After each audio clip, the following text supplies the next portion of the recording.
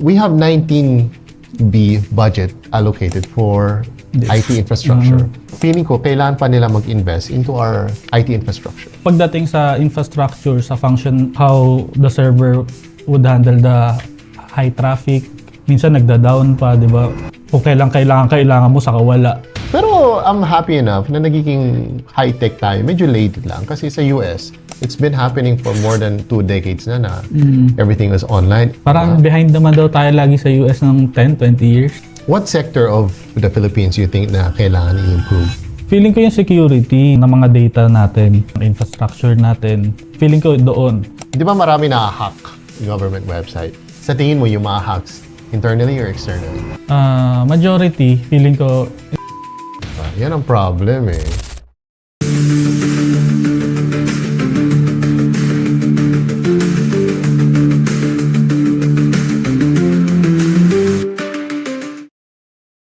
Hindi ko lang alam yung in terms of infrastructure. For example, yung mga BIR.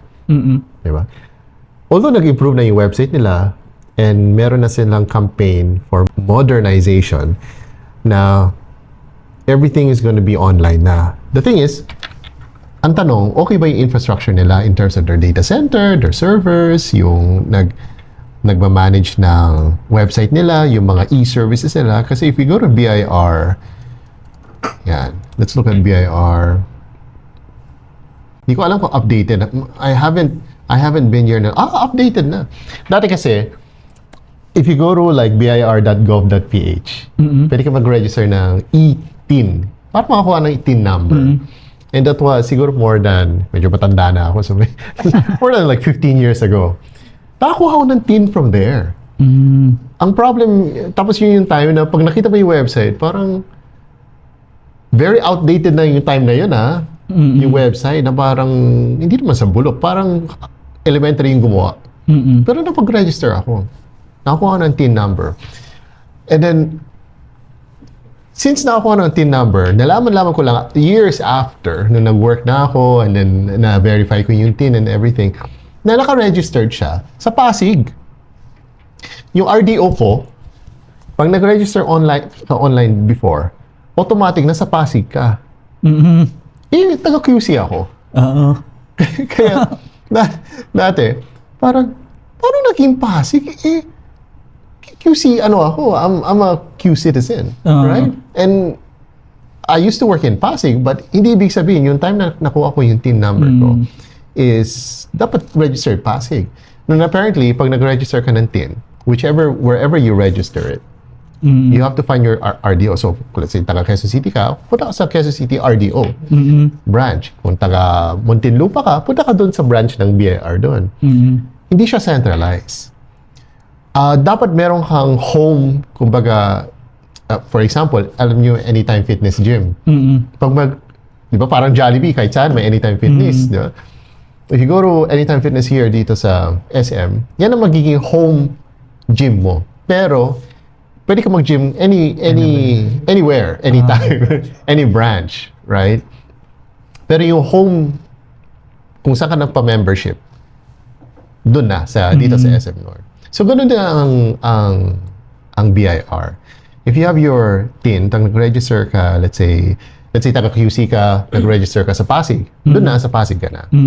Yun lang, that time, going back, syempre, expect mo pag online, centralized na siya. Hindi pala.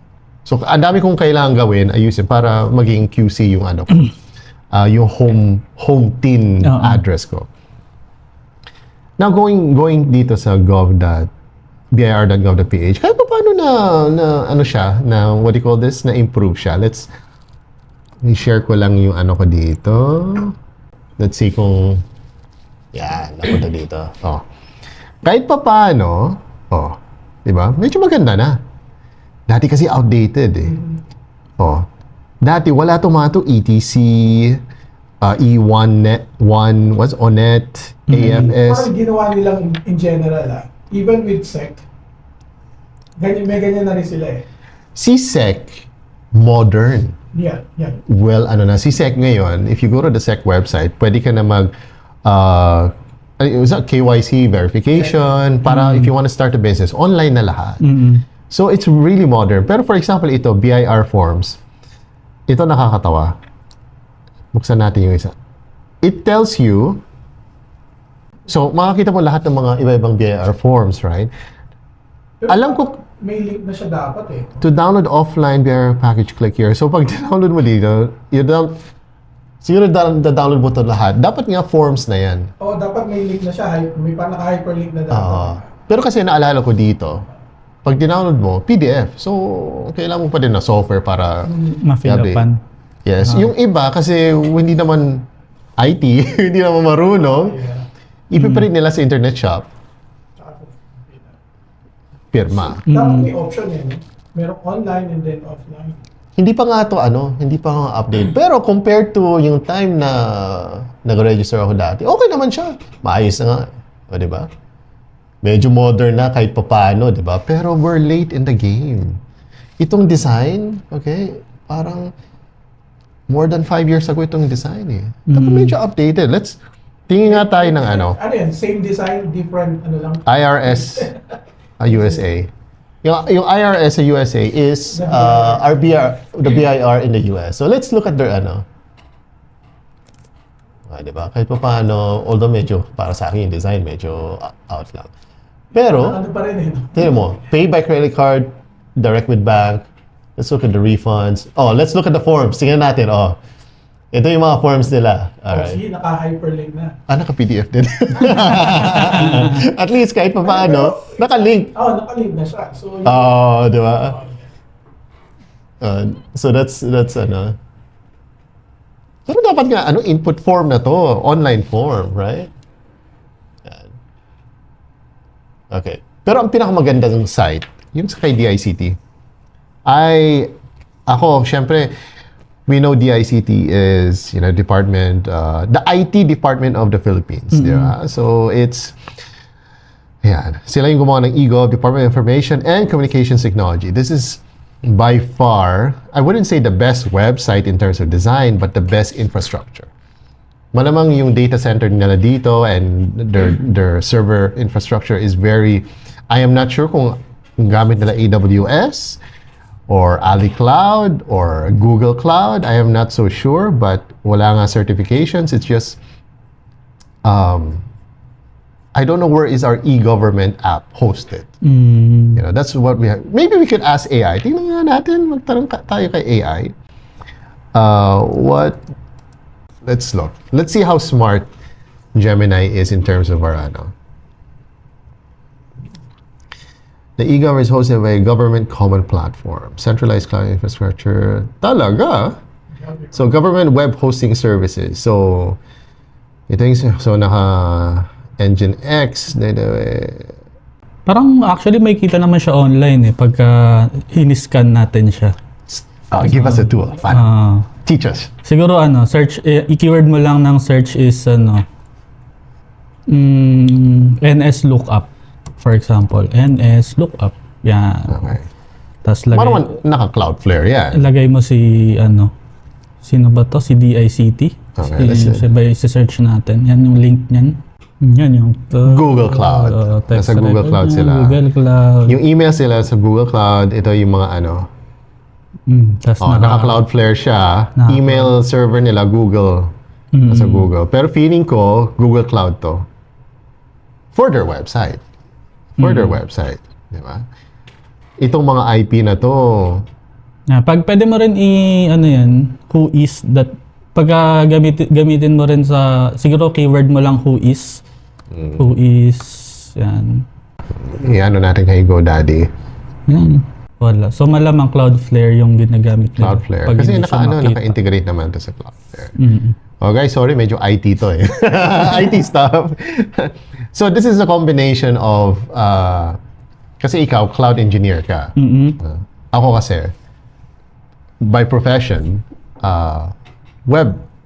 ako kasi webmaster. Right? Kasama doon when it comes to design, development ng website, anything website related. So, meron lang akong fundamental knowledge of servers, pero not in-depth. Ikaw kasi in-depth, alam mo na lahat Yun, dun sa infrastructure natin, yung national budget natin, national budget for DICT 2026. Okay. Na-propose ng 18.9 billion. Magkano na-allocate? Office of Secretary, National Communications, 1B. So meron tayong 1B. We have 835 million for cybercrime investigation. Kasama dun si NBI Cybercrime Division, National Privacy Commission, 380. So all in all, meron lang tayong 20B, more or less. Yan. Si DICT approved, aiming for 1970 by end of 2020, justified the 2026 proposal. So we have 19B budget allocated for IT infrastructure. Kasama in communications, kasama everything. But I wish, feeling ko, kailangan pa nila mag-invest into our infrastructure, IT infrastructure. Ang tanong is whether they're using Google Cloud or they're using local data centers provided by PLDT, Globe. Yan ang tanong. Di ba? Ikaw ba, as a cloud engineer, what do you think? Ano ba yung ginagamit ng government natin? Kasi pagdating sa back-end logic, halimbawa sa mga functionalities, features ng website,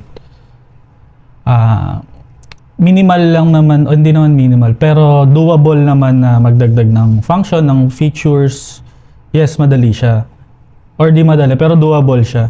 Pero pagdating sa infrastructure, sa function ng kung how the server would handle the high traffic, minsan nagda-down pa, di ba? Kung kailangan mo, saka wala. May mga ganun pa. Siguro mas kailangan natin mas mag-lean towards sa ganun. Lalo na kung gusto natin sa government, gusto natin magpunta na sa... Actually, wala nang choice. Nasa na talaga tayo. Information era na talaga. So, feeling ko kailangan ganun. Mas... Regardless sa hosting na ginagamit, pero feeling ko dapat mas magbigay ng... Tingnan natin yung mga iba-ibang website, government websites natin. Let's see where part of 19 billion should go to. Diba? Kawawa naman yung natin, we should have like one of the best infrastructures. Okay, ang daming website, daming website, kailangan may dyan. Okay. Gov.ph, basic. Department of Budget and Management, DBM. Kahit pa paano maganda. Do you guys know what this DBM is? Department of Si yan, yung nilalapagan nila proponent. Pero dito, ito yung checklist kung saan napupunta yung budget ng buong sector ng Pinas. So kung may na-approve, let's say DICT ng 18.9 billion, dito makakita kung saan napupunta yung purchase. Ito yung website. Hindi alam ng mga tao to. Kasi hindi sila educated about that. They're not promoting it. But this website exists to tell you, for example, ito. Let's look at here, the budget. Parang ito yung checklist, or not checklist, ito yung may listahan ng kung saan napupunta yung expenditures. Mga NEP, National Expenditures Program. Diba? Yun lang, hindi siya, itemized siya pero hindi exactly yung, for example, ito. Let's say, 1,000 pesos. Hindi siya ganun. Basta sasabihin, they'll just give you like I'm not sure kung ito yun not general, like 960,000 for, what's this? Procurement of janitorial messenger services. So, ano yung kasama dun sa janitorial messengerial services? Kasama ba motor dyan sa messengerial services? Kasama ba messenger bag? Diba? Kasama ba yung map? Diba? Walang breakdown. Basta 960. Sana kung may drop-down man lang, no? Drop-down, tapos itemized. So, dyan pumapasok yung parang pwede silang gumawa na, para sa janitor, bilan natin ng ganito. Pero hindi naman pala bibigay. Parang babudgetan mo lang, tapos yung overprice nila. Yeah. So, for example, ano yung department na bumili ng mga mamahalin laptops? DepEd. DepEd. Ano, Razer yung binili? Razer ba? Razer laptops? Parang nasa 100K plus yung binudget nila, tapos na-audit yung laptop, parang 20,000 lang. Kala ko MacBook Pro na yung binili nila para Okay. So that's DBM, no? I don't want to jump into more. Pero tingnan natin yung yung official gazette ng Pinas. Kahit pa paano modern naman. Not bad. Hina-hunt down ko lang yung mga outdated sites. Ito, not bad. Let's see this. EGOV, maganda. best. Ito ang best. Yung EGOV natin, kasi ginagamit ng madami, lalo international and OFWs. Ang ganda ng, ang modern site. This is one of the best projects the ICT came up with and this administration. Ang ganda. Very Pinoy, local, and yung UI is, wala akong masabi. Enticing agad pagka-open mo. Diba? Pati yung app. You've used the app before, no? So, Pag nagta-travel ka. Teka, is it working with pati iPhone na ba? Is it working with iPhone? yeah, all. iPhone, pati yung sa Huawei Gallery app. Ang hindi lang pala gumagana was the Citizen, right? Citizen, Some application ng Ego hindi gumagana sa iOS. Ang Android na. And hopefully dapat yun mas solusyonan din nila.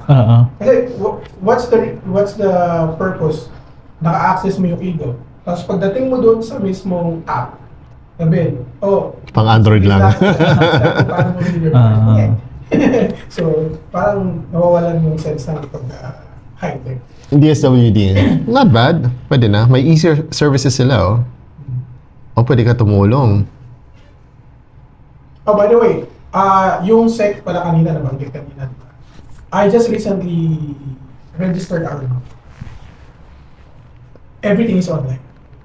Smooth? Online na lahat. Hindi lang siya smooth kasi yung lahat ng incorporator kailangan mo i-create ng e-account. Parang KYC verification. Yes. Yes. So, pinuntahan ko pa. So, sabi ko, if available silang lahat, you can finish it for one day. Wow. Kasi, magbabayad ka lang ng verification. Credentialing, which is 400 pesos per person, which is valid for 2 years, I think 3 years. So, valid yung account mo for 3 years. And then, so lahat ng incorporators, kailangan meron, incorporators and signatories, meron mag-create ng KYC account. And then, once na process mo lahat. Hindi ka mo na rin kailangan magpa-notarize. Kasi ang magiging signature na is yung e-signature, yung account mo. Yung sa KYC verification. Gaano katagal? What do you mean gaano katagal? Nung the whole process, nung nasubmit mo na lahat, yung articles of incorporation yes, mo. Pagka-submit, sabi nila 1 to 7 days. So, I message the members. Sabi ko, please monitor your email and ganito para to verify. 30 minutes pa lang, sir, ito may nagpadala sa akin. So, sabi niya, check niya. Since hindi kami familiar, hindi rin ako familiar. So, ano ba yan? Ano ba yung need na document? So, Google ako. Okay. Andun na rin pala. Ilalagay nila doon kung ano yung need for verification, which is Article of Incorporation, at saka yung bylaw. So, nakalista doon, nakalagay yung status. So, pending, may 0%. So, i-verify mo lang siya doon sa KYC app, nandoon lang din. So, parang yung incorporator ang mag-verify. So, i-access niya yung KYC account niya, tapos i-verify lang niya, para to prove na actual yung tao. Verify. Pero after na-verify, tapos na. binigay na yung articles of incorporation and bylaws. After process, na-download ko rin. Same day. Wala pang 30 minutes. Digital. So, kung gusto mo ng actual, pupunta ka sa amin. So, imagine si DTI, madali lang. Si DTI, matagal na, pwede ka mag-register ng company. Di ba? Within 30 minutes, meron na. SEC is becoming like that. Ang tanong, BIR. Saan si BIR? Si SEC, ang ganda ng, it's fine, green. Di ba? Very catchy. Very catchy. It's fine. Pero yung layout, pwede na. Tingnan natin BIR ang yung kanina. So, I wonder kung, sige, may SEC na tayo. Pag napunta tayo dito, how do we register for our business? E-services. Alam ko ito yun. Urus, online.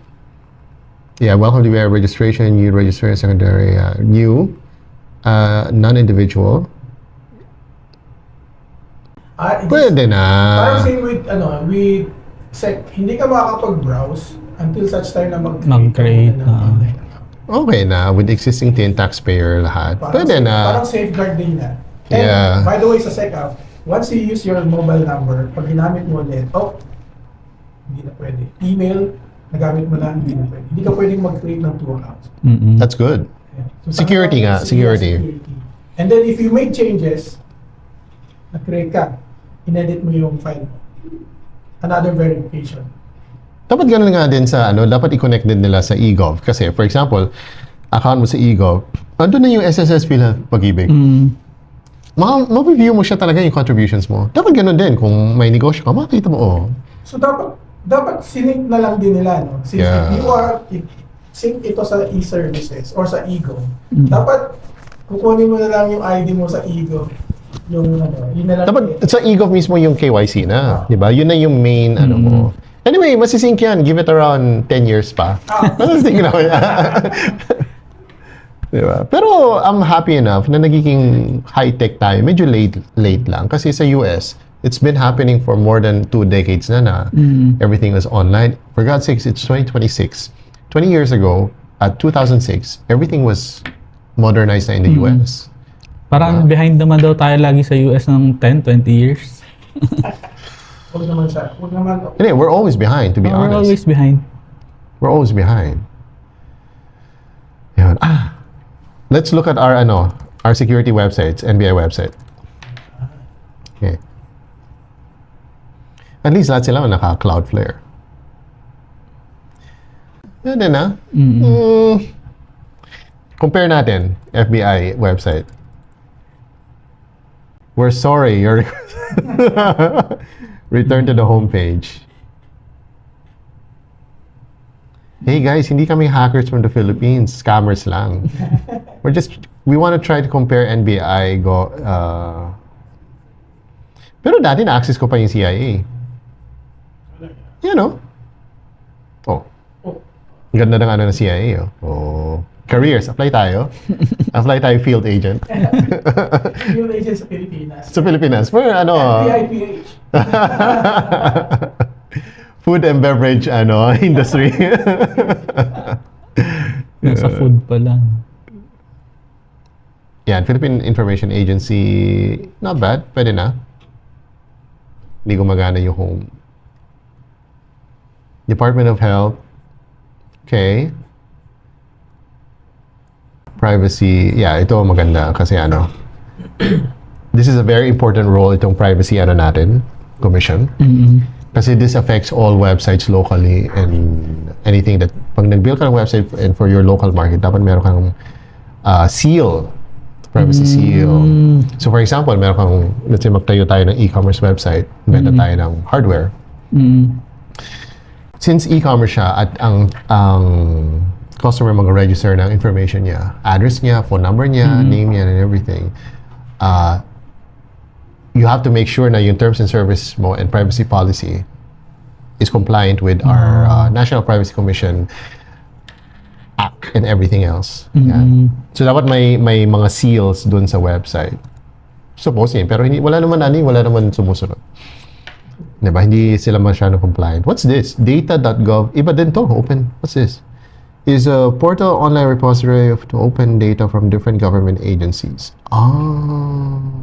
Parang centralized siya na lalagyan ng mga Information about department siguro sa portal online repository of open data from different government agencies. So yung data ni supposedly like BIR, PhilHealth, Pag-ibig and all that dapat isang search mo na lang. May data sets. Parang remember the movie Die Hard 5? Yung database nila, central database nila. Pero like this, COVID data draw, parang hindi siya data, hindi siya citizen data. Information data lang ng procurement monitoring report. Parang data ng transactions, data ng Downloadable. hindi maklik. Hindi maklik. Ba't hindi maklik? Kunyari meron lang. Tingnan. Download all. Tingnan natin. What are you? Okay, students, yan na tayo. Ano ba? Ba't ang dami? Ang daming bago i-download. Tapos sabihin sa'yo, wait for 72 hours. 25 million? Ano ba to? Department of Agriculture Medium. Public bidding document. Mm. Gas? 25 million? Para lang sa gas? Kaya double S, ano yung plural, maraming. Gas. Plural. General Service Division, delivery of various ink and toner. Pang printer to. Use to centralized. Pwede na? 125? Baka toner yan ng ilan, printer lang. Ha? Mga 10 printer lang. Hindi na-itemize kung ilan eh. Oo. Anyway, that's a good site. Oh my God, DOJ, down! Bakit? Down yung server mismo. Hala, paano yung mga cases? Hindi, parang, nire-review parang ni, secretary. Sino ba sa DOJ? Let's talk about Remulla. di ba marami na-hack na government website? Sa tingin mo yung mga hacks, internally or externally? Majority, feeling ko internally. Dahil mas madali mag-navigate kapag ka nasa internal ka na eh. Pero mas nakakatuwa din yung mga external kasi sa iba't ibang walks of life galing yung mga external na mga ano eh. Minsan magugulat ka, may nag-hack ng ganito 7 years old. May nag-hack ng ganito, estudyante na nag-YouTube, na-hack niya yung system ni ganitong government entity. Yung nag-aaralan. Nag-YouTube. YouTube, nakakachamba. May mga ganun. Yun yung mga nakakatuwa. Pero, yan, to answer your question, feeling ko, internally talaga. Lalo na sa amin, kasi kami yung nakakita nung lahat eh. Kaya, to add up din, galing kasi ako ng layoff na redundant Okay. na ganun. At sa mga kasama ko din, the way para maganon yung para i-lay off yung isang IT guy, talaga siya, biglaan. Hindi siya ina-announce, hindi siya sinasabi sa'yo, walang days, walang on the spot, iwan mo na yung laptop mo. Tapos, last day mo na. Iba kasi pag, di ba, sa IT, I think security din ng company. Yeah. Kasi pag binigyan mo, 30 days, tatanggalin ka namin. Kung ano-ano gagawin, no? Sisirain niya yung mga configuration, mag-upload ng kung ano-ano sa site. Di ba yung billboards, yung LED billboard sa EDSA, di ba? Minsan makakita mo may porn, di ba? Ibig sabihin, may na-lay off dyan. Or may galit na empleyado. Gumawa ng kalokohan. Di ba? Yan ang problem eh. No? So, ganun. Feeling ko sa ganun mas marami internal eh. Hindi na babayaran maayos yung mga IT ng government, no? Feeling ko hindi lang minimum yan or below. Hindi. Pag sa industry talaga ng IT, mas okay yung private entity. Pagdating sa pera, sa income, yan. Ganun yung ko. Pero for example, sa DICT sa government, I'm not sure if they're being well compensated sila. But marami silang magagandang, kumbaga yung management ng, kasi right now talagang nag-i-improve naman kahit paano yung infrastructure, pero mabagal lang. And I don't think kasi ang government natin, hindi nila naiintindihan yung cost of modernization of the country, di ba? Akala nila, ano yung laptop yan? Ano yung server yan? Computer lang yan? Nabibili yan sa Lazada. They don't understand the definition of what's the definition of what a blade server is. Hindi na maintindihan. Kahit nag-hire sila ng IT consultant, di ba? Sasabihin, di ba yung IT consultant, ano yan? Yung marunong mag-ayos ng ref, ng microwave, ng coffee maker, di ba? So they don't have the expertise, hindi katulad sa mga ibang bansa na even dati rampant sila sa modernization and improvement of their technology. And that was more than a decade before and 20 years ago or 1 or 2 decades ago. Right now, rampant sila sa AI. The US government is incorporating and empowering their systems, their softwares, their hardware with AI. Diba? Dito, kakastart lang mag-ayos ng website and infrastructure. So by the time na, for example, in the US, lalo sa immigrations. Di ba, medyo mahigpit sila ngayon, lalo with Trump and everything. So that's for the case for their security against terrorism and all that. So yung security nila is powered by AI. FBI, CIA, and any intelligence agency in the US are now faster in detecting sinong mga potential na terrorist na nakasakay ng eroplano, darating sa immigrations natin. Si AI pa lang, yung facial recognition nila dati na software na napapanood natin sa movies, Eagle Eye, magaling na mag-facial recognition, right? How much more right now? Maybe AI can tell kung naka-mask yan o naka-Mission Impossible na katulad ni Tom Cruise. Baka AI can tell na fake yung mukha. Or AI can tell yung passport, fake. Di ba? And that's... Pero dito tayo sa Pinas, yung passport, apit. Okay. Di ba? Manual pa din, di ba? Have you traveled recently? Saan ba to? Sa Singapore, yung airport ng Singapore, diretso ko lang eh. We were there recently. Parang number of headcount versus sa Philippines na mga immigration officer sa atin 20, sa kanila 5 lang. Ganun-ganun lang yung mga... Di ba? Chine-check lang nila if tapos sa Singapore, yung passport mo lang, scan mo lang, papasok ka na. Tapos may verification na camera. Recently, galing kaming Hong Kong, pagpasok namin, ba't hindi nagagamit yung yung verification machine, yung immigration machine? Pila pa din kami sa sa manual. Doon kami pumila. Diba? Kasi, I remember the first time nung last year, nag-travel kami to Malaysia. Pagbalik namin dito, yun yung time na-introduce yung immigration machine. Sabi ko, uy, bago ito, try natin. Hindi, kakababa lang ng aeroplano, so madaming tao, hindi, pila kami.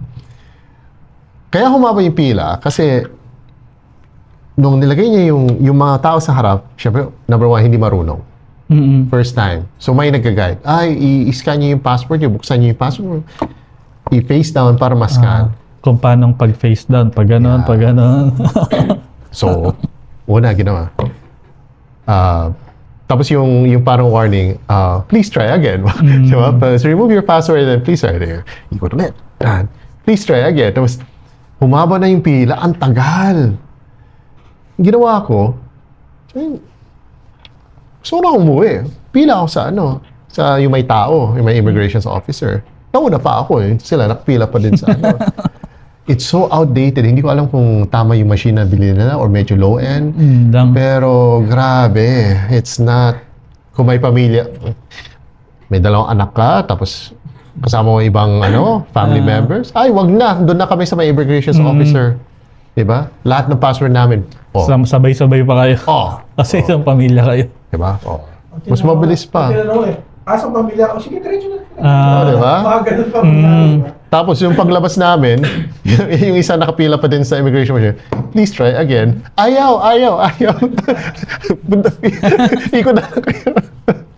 Mas tumagal pa lalo. No? Yeah. Ewan ko ngayon kasi right now, confident ako kay San Miguel na since nag-take over sila ng operations ng airport, ng NAIA,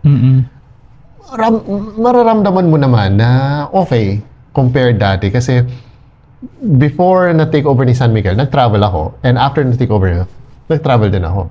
So the difference is, before nag-take over, mainit.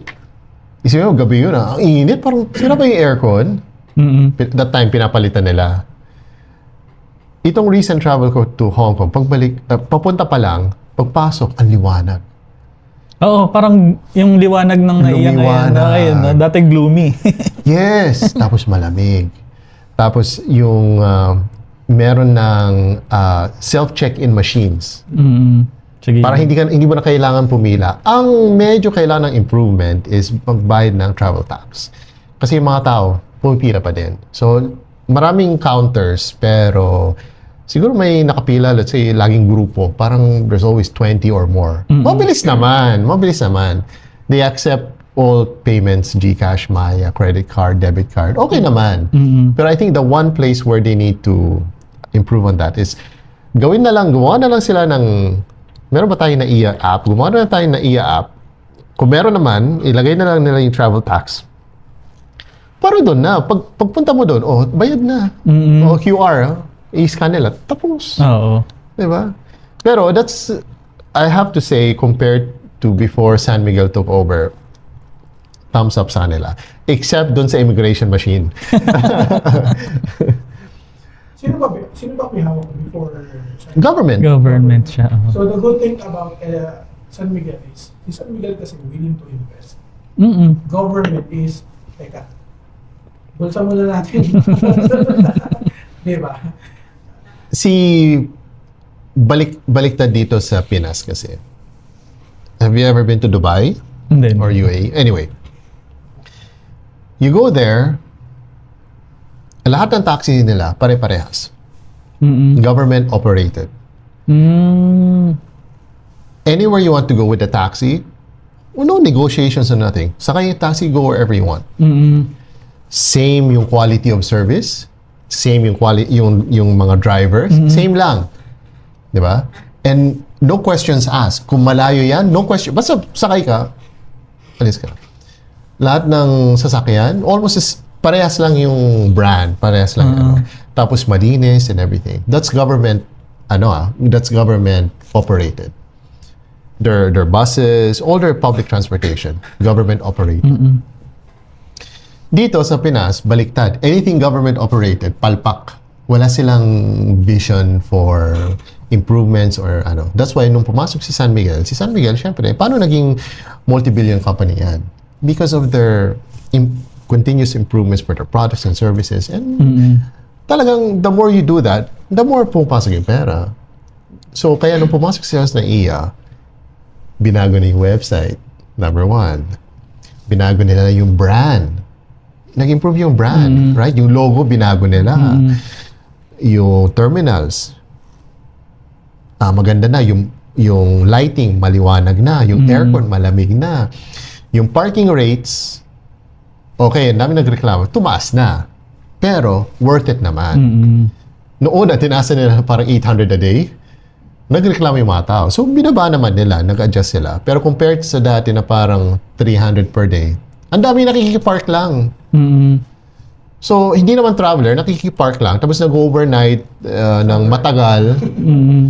So, ngayon, I'm not sure, 600. So, I think fair na siya para umiwas yung mga nakikipark lang. Tapos, yung parking area sa labas, yung hindi nila naayos na parang buhangin pa din. Inayos na nila. Yung, have you heard the news na may nasunog doon? Na batch of cars? Sementado na, maayos na. Tapos, ginagamit na. Yun. So, maganda talaga improvement when it comes to a private company helping government. Yes. Where in fact, dapat baliktad nga. Singapore is government operated. Pero, public transportation, the best. The airport, Ang ganda. Grabe.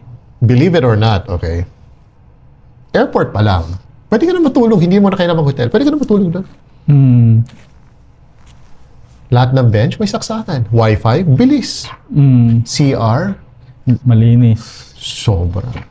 Sobra. Tapos yung mga kainan, may mahal, may mura. Pero, when we were there, may sleeping lounge. Hindi na kami kailangan mag-sleeping lounge. Doon na kami sa couch. At pwede sa sahig pa. Ang linis. Carpet. Oo. Tuwang-tuwa yung mga kids eh. Kasi malinis, tapos ang very cozy. Airport pa lang, parang wow. Ang sarap dito. Hindi di ba? siksikan. Pagbalik na ng Pinas, ouch. Parang ayaw mo na bumalik. Parang no?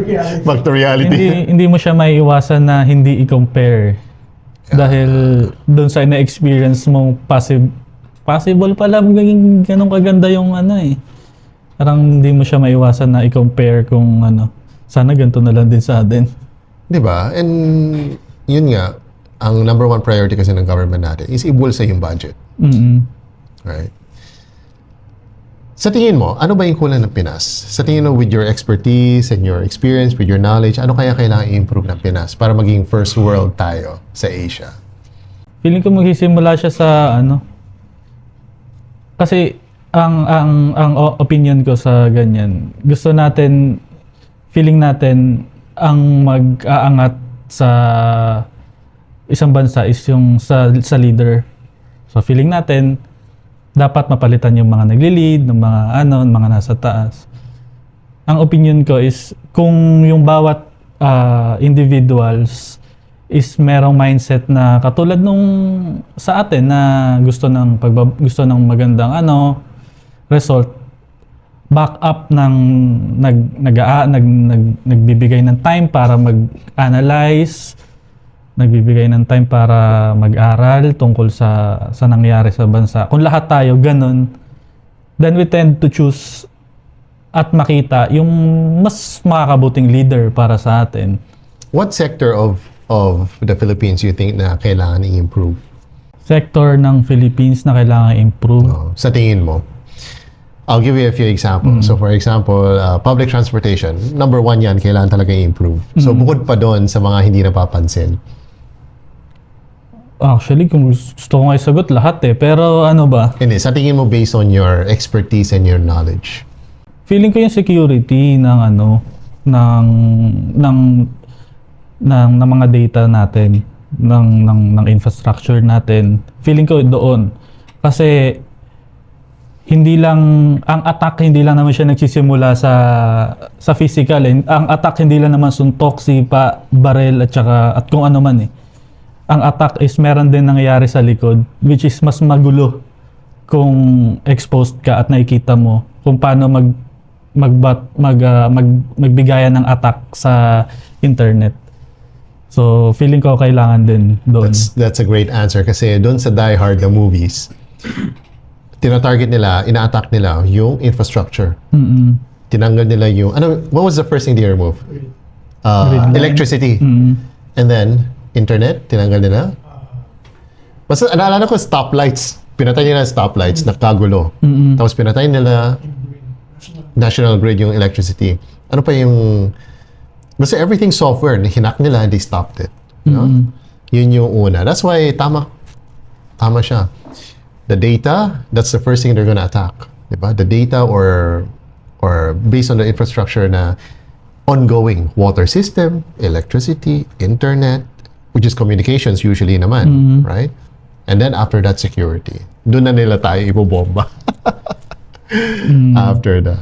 Kasi madami din na ganun na nangyayari. Minsan nagiging vessel pa yung kahinaan ng infra ng Pilipinas para makagawa yung ibang collective o ibang grupo sa ibang bansa doon sa masama nilang plano. For example, there was this kung alam niyo yung nangyari sa Bangladesh, yung kinuha yung budget ng buong Bangladesh ng isang group of hacker.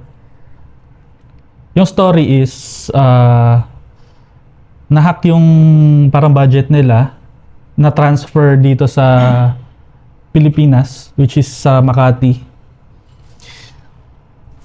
Then naganap yung transaction during Saturday, Sunday plus holiday.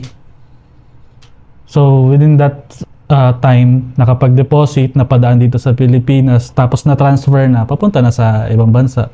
Doon lang sa So imagine napadaan dito dahil lang sa ganong naging tool or vessel pa yung Pilipinas para makagawa ng ganong klaseng activity. Doon pala yung expertise natin kasi ganun din nangyayari with our government. Yung taxes natin, dumadaan doon sa kanila. Sila yung vessel. Kinuha nila, binusa nila. That story I read, anong year yan? 1980s? But that was way back kasi ang nila is bank transfer, no? International bank transfer with SWIFT and IBAN and all that. Yun yung panahon ng that was the time cybersecurity was very low in the financial institutions. Very parang first time sila mag-transfer sa alam ko internet-based na Internet-based at that time. But that was in the 80s, tama ba? Hindi, meron pa. Parang 2000s na to eh. 2000s ba? Parang ano, pag sinearch natin, try ko din na search siya. Bangladesh, ano. Ano yan eh? What's that term? What do you call the action stuff in Fast and the Furious? What do you call what do you describe that? Parang February 2016.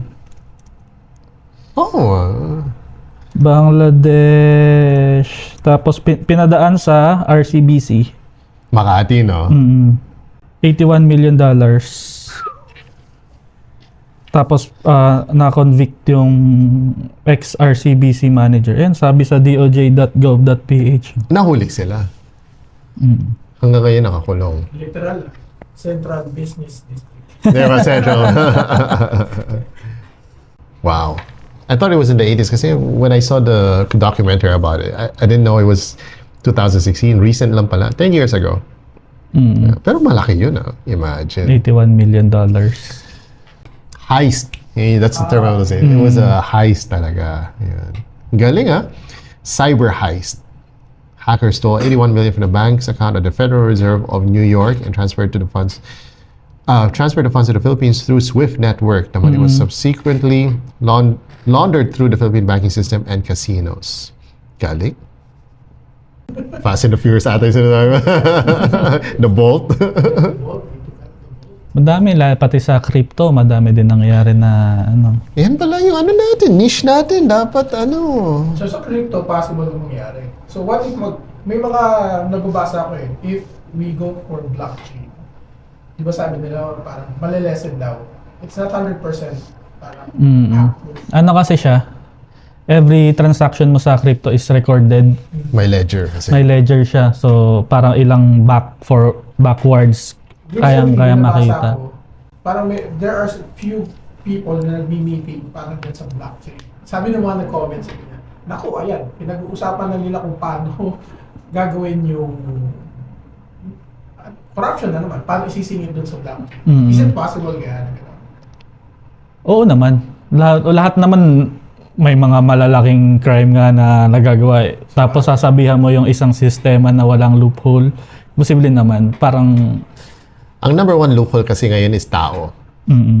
Social hacking. Kasi sabihin natin, okay, unhackable ang crypto and blockchain and all that. Pero what if ang number one factor talaga yung hindi ma-secure is tao. Di ba? So sabihin natin, it's as simple as this. Siya, nasa harap ko. Nandito ako. Unlocked yung laptop. Di ba? Nag-CR ako. Kahit sabihin natin, naka-open siya, pwede siya umikot at mag-search, mag-open kung ano. Right? So, tao talaga yung yung i-hack, hindi yung system. Or like sa mga movies, hindi ka actual humawak ng laptop, but since you have access sa it, parang umalis ka. Diba? Yeah. Walang tao. CCTV monitor. Yung mismo laptop. And most of the time, nagagawa yan internally. Kasi kung sino, pansin mo sa mga movies na ngayon, usually binabayaran yung nagtatrabaho doon para ibigay na access. So it's still social hacking. Because these days, to become a hacker with all the security features of servers now, and right now, security features very complex. Unless talagang ikaw si Neo, at kaya mo i-hack your way throughout na talagang out of this world ka, di ba? Di direct hacking yun. Pero most of the easiest way, halimbawa tayo, hindi naman tayo hackers eh. Yung marunong mag-program, para social engineering. Social engineering na lang. NPR. Magkano para. Yan na lang. Di ba? Mabilis, di O ba? sabihin natin gusto ko i-hack yung company kung saan nag-work si Shig. Right? All I need to do is get his credentials. I don't need to hack the company server. Right? It's as simple as that. Social hacking. So karamihan ang nangyayari is social hacking. But still, no system, never a system in the history of technology that is not unhackable. Everything is hackable. Lalo tao. Kaya ganun na lang ka-importante yung, yan, kami, yung mga infrastructure boys na and girls na minsan kasi kung nga meron kang small business or meron kang mid SME, feeling mo yung security additional lang siya na ano eh, na ingredient dun sa business mo eh. Mag-work naman siya nang wala eh. Parang sa amin, ang gusto namin is mapakita or mapaintindi na hindi siya additional ingredients, kasama talaga siya kasi pag for example, literally pag pinasok yung bahay mo, kinuha yung gamit, wala ka nang gamit. Ganon din naman sa online eh. Yes, Kapag pinasok yung server mo, yung website mo, dinilit yung data mo, parang ganon din, wala ka na rin babalikan. Dito kasi sa Pinas, hindi siya mandatory for security. Lalo for example, insurance in general. Sa US, bawat tao dapat may insurance. Wala kang insurance, parang wala kang lisensya, parang gano'n. Dito sa Pinas, ang mandatory ang insurance, TPL, sa sasakyan.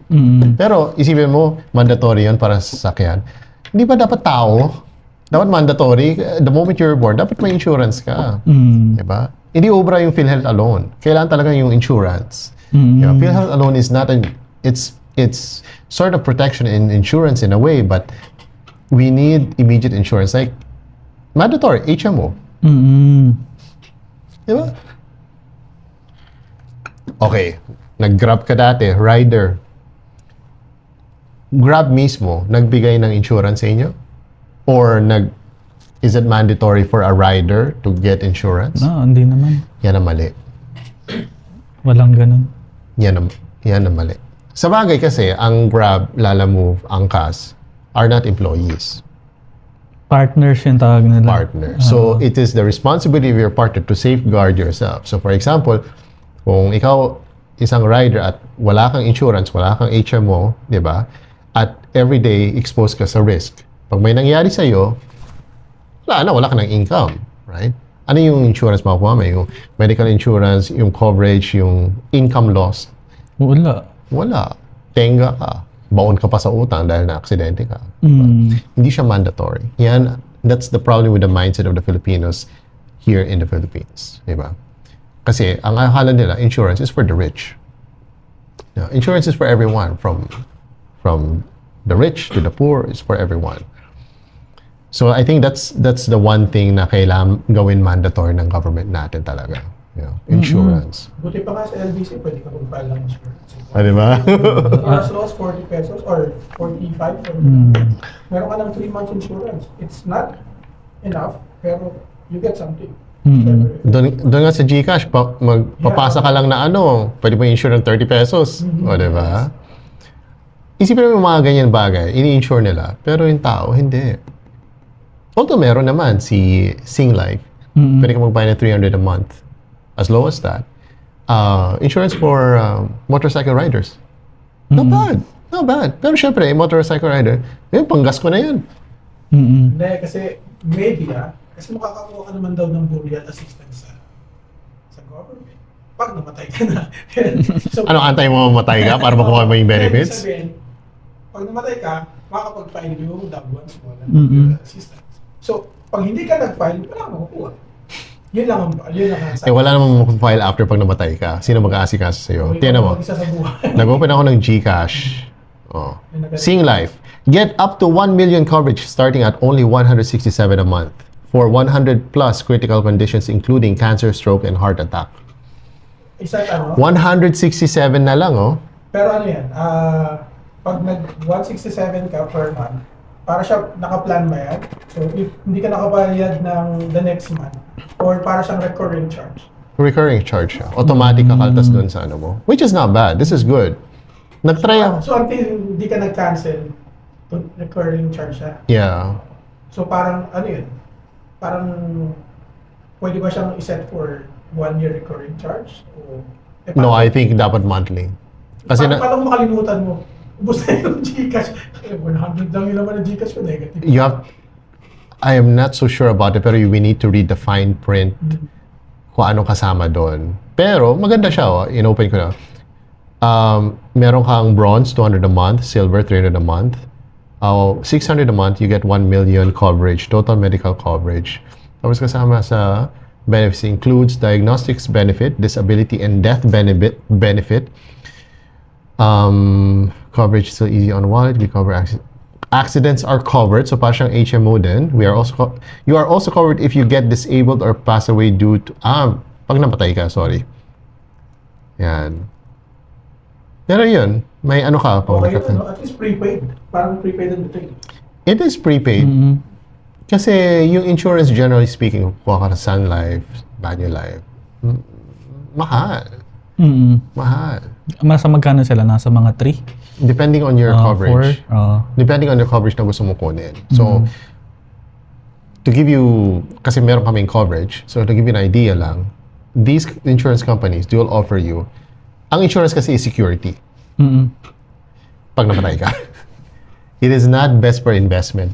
Although pwede ka mag-invest, pero kasi binibenta nila as an investment and protection. Pero it's security for you, generally. Ang insurance kasi, pag may nangyari sa'yo, may mababalik na pera. So in terms, pag namatay ka, meron kang whatever, based on kung magkano binayad mo. Okay? So if you wanna, for example, yung example ng coverage namin, nasa per year, nagbabayad ako ng 100,000 per year for the next 10 years.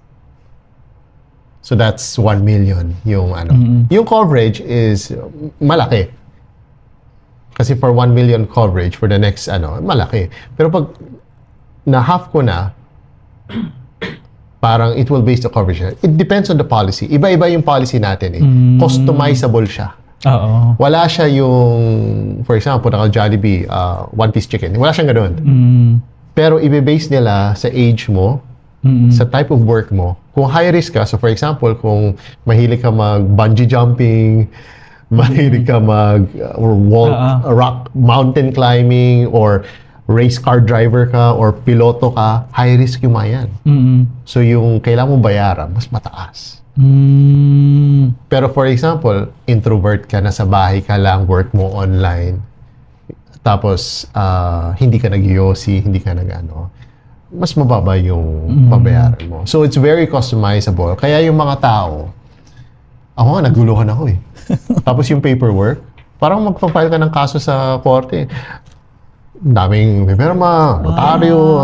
Paano yung mode of payment? You go to... Pwedeng cheque, pwedeng cash, pupunta ka doon, or bigay ka ng ano. Paano pag may na-breach online, ka pwede na, online. may na-breach ka na isa sa... Wala, ito na. Oras na ng claim. Pero may mga ganun ba na story na, for example, may na-breach ka na isa doon sa sobrang haba mong pinirmahan na kontrata, tapos wala na, na-breach mo na yun, hindi mo na siya makukuha. May mga ganun ba na story? Meron, may mga policies na ganun. I'm not sure with everyone, pero yung sa policy namin, pag after 10 years, bayad na, continuous yung secure, ka na, kumbaga you are insured all throughout until mamatay ka. Yun. Iba-iba yung klaseng policy. May policy, if you reach to the point, I remembered when we talked, I had a podcast with a insurance financial advisor. Ang sabi niya sa akin, meron isang klaseng policy, pag nabayaran mo na in full, yung anak, parang you bought a policy for your son. Transferable? Hindi siya transferable. Pero yung policy na yun, para sa anak mo, pag lumaki at a certain age, makakuha siya ng 100,000 all through his life. Until mamatay siya. So sabi ko, paano kung 50 years old na siya? E di yung value ng 100,000 after 50 years, yung 100,000 that time, parang 1,000 na lang. Sabi niya, at least meron ka nakukuha. Diba? So iba-iba pala. It's a classic type of policy.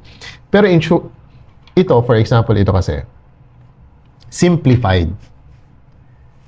Hindi siya customized. Simplify ito, meron kang 200 per month, 300 per month, 600 per month. Pipili ka lang. Insurance from yung talaga medyo ang daming tanong. I-check yung lifestyle mo, i-check yung ang daming paperwork. Very parang to the point na parang ayoko na. Pero yung mga ganito insurance sa GCash makukuha mo, ang dali lang. Maganda pa, mabilis sila mag-claim. Yung Sing Life, that same financial advisor na interview ko, during COVID times, si Singlife, nagbenta ng insurance ngayon in GCash. Mm-mm. So, nagbabayad siya for a certain amount, siguro 300 or 400. Na-COVID siya. Na-claim niya. Ah, talaga? Paano na-claim? Nag-email lang siya ng mga documents, supporting documents sa hospital siya, na-COVID siya and everything. After 3 days, na-process at na-release yung na-claim niya sa GCash niya. Yun yung maganda kasi inisip ko nga din sa ganyan. Kapag time na ng claiming time na, instead na gumaan yung makatulong siya sa'yo, lalong bibigat kasi ang hirap mag-claim eh. May investigation pa yan. Oo. May ang daming chuchu. Anyway, that was a great conversation with Shig and McLean. So, we should i-invite kita ulit for another session in the near future. Sure. Kasi ang dami natin pag-uusapan, especially when it comes to IT and infrastructure. Okay.